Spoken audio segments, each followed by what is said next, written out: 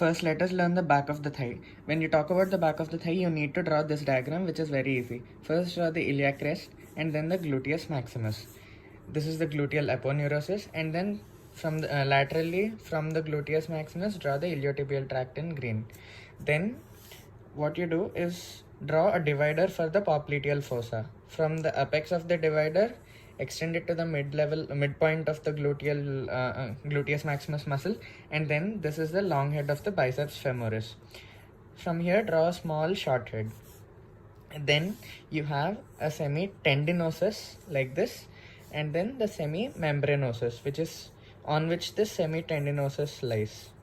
Okay, and then this is the adductor magnus, and medialmost is gracilis, long slender medialmost muscle. So this is a basic diagram. So now, while talking about the back of the thigh, we need to talk about hamstrings and most importantly the sciatic nerve. That's it, nothing more. So when you talk about the hamstrings, the criteria for any muscle to be a hamstring is that the first, for a muscle we have to talk about origin, insertion, nerve supply and action, right? So in the name itself we have origin, that is from the ischial tuberosity.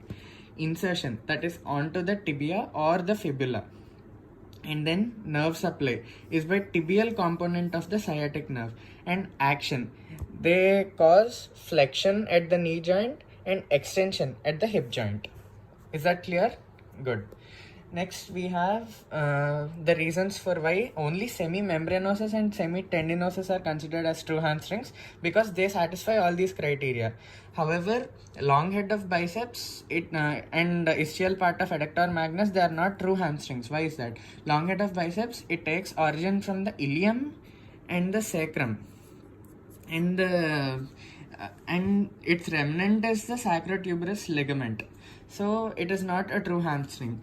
And then the ischial part of adductor magnus, what happens is, it first primitively it is inserted into the medial condyle of tibia, but it is subsequently shifted to the adductor tubercle of the femur, and tibial collateral ligament is its remnant. So that is why it is also not a true hamstring. Now let us discuss the origins and insertions of the various muscles. So first, this is the diagram that we need for the origin and insertion of the hamstrings. Draw ischial tuberosity like this. Okay, so first we have from the superior lateral portion of the ischial tuberosity, we have semi-membranosus. It is named so because in the upper part it is membranous, and in the lower part it is fleshy, and the fleshy part later becomes a tendon. Okay, and from the inferolateral part we have the semi-tendinosus, and along with the semi-tendinosus we also have the long head of the biceps femoris. Is that clear? And then the short head of the biceps femoris, rather than short, it is easy to remember it as lateral because it is always lateral, that is from the lateral lip of linea aspera. Again, lateral supracondylar line and lateral intermuscular septum. And then finally we have adductor magnus.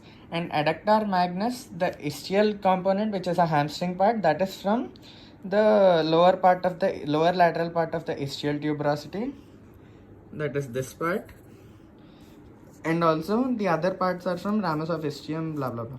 And insertions, when we talk about insertions, always remember the three important muscles, that is sartorius, gracilis and semi-tendinosus, and all of them are inserted onto the medial aspect of the upper end of the tibia. So semi-tendinosus goes there along with the other two muscles. And then we have semi-membranosus.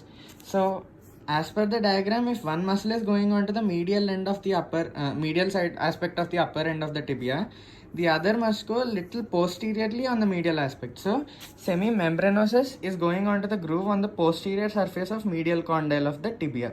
Expansions form the oblique popliteal ligament and fascia covering the popliteus.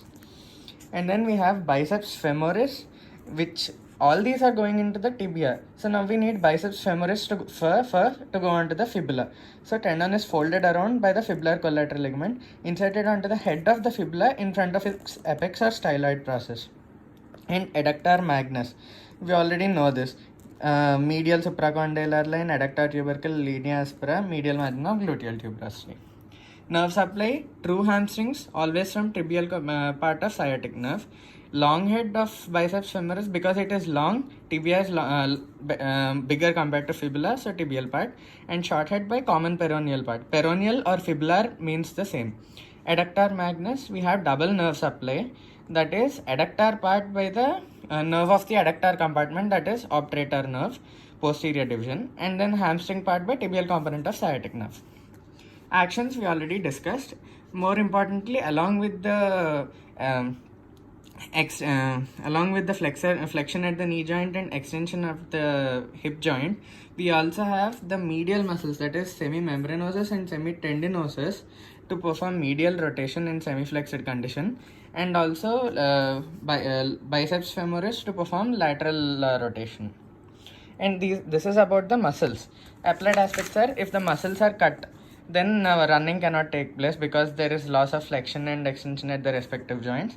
And then some people, they cannot touch their toes because hamstrings are of variable length in different people. And that is about it. How do you test the hamstrings? This is how. You exert pressure and then flex the person in prone position. And then when we talk about the sciatic nerve, remember that the sciatic nerve is the biggest nerve in the thickest nerve in the body, and it forms a band about 2 centimeters wide.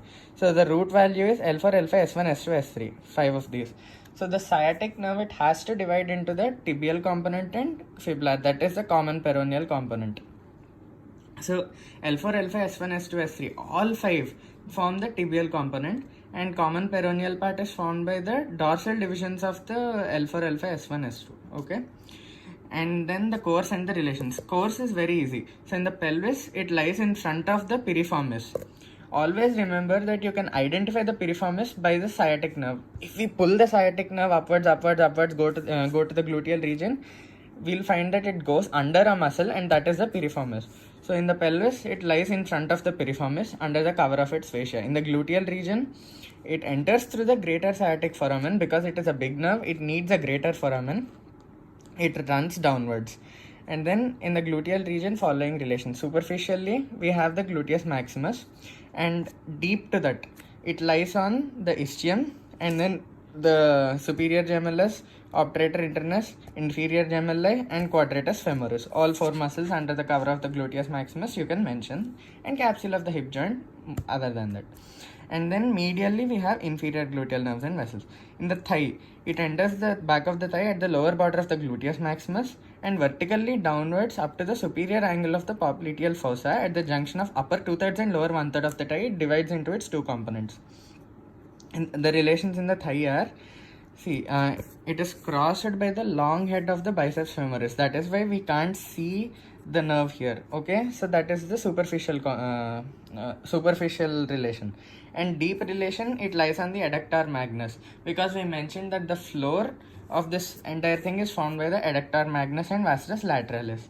Okay, medially we have semimembranosus, semitendinosus, and laterally we again have the biceps femoris.